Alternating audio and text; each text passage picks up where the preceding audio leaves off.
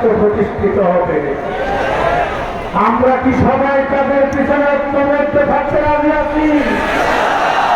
টেকনাফ থেকে তেঁতুলিয়ায় আমরা সফর করছি। বাংলাদেশের মানুষ চাতক পাখির মতো তাকিয়ে আছে। তারা সোনার বাংলা দেখেছে, সবুজ বাংলা দেখেছে, নতুন বাংলা তারা দেখেছে। এবার বাংলাদেশের মানুষ ইসলামের বাংলা দেখতে চায়। ইসলামের বাংলা যদি আমরা দেখতে চাই, তাহলে কুরবানির মানসিকতা থাকতে হবে।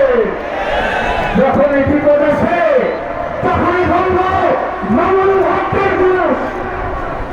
যারা আমরা এই কাজ করেছি আমি তাদেরকে তওবা করার আহ্বান জানাই। যারা বলেছি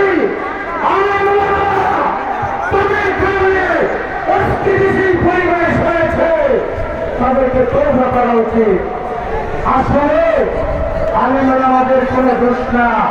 শেখ হাসিনা মঞ্চগতভাবে ইসলাম বিদ্বেষী ছিল, ইসলামের কারণে আলেমেরা আমাদের বিরুদ্ধে সে অ্যাকশন নিয়েছে।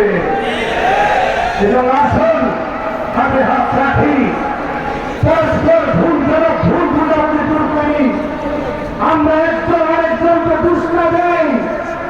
ঐক্যবদ্ধভাবে যদি আমরা রাজপথে নামতে পারি, ইনশাআল্লাহ এদেশ আলেমুল আমাদের হাতেই থাকবে, এদেশ ইসলামপন্থীদের হাতেই থাকবে।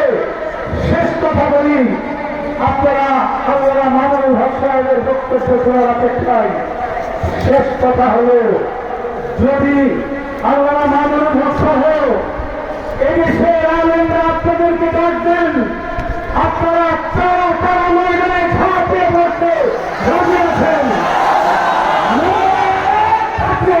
আল্লাহু আকবার, আল্লাহু আকবার। আল্লাহ আমাদেরকে ওলামায়ে কেরামের পিছনে ঐক্যবদ্ধ থাকার তৌফিক দান করুন।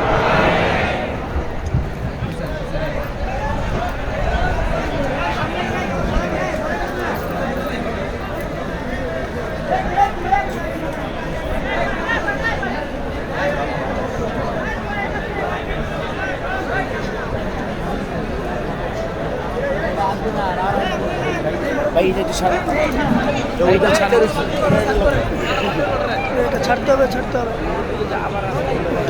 হবে।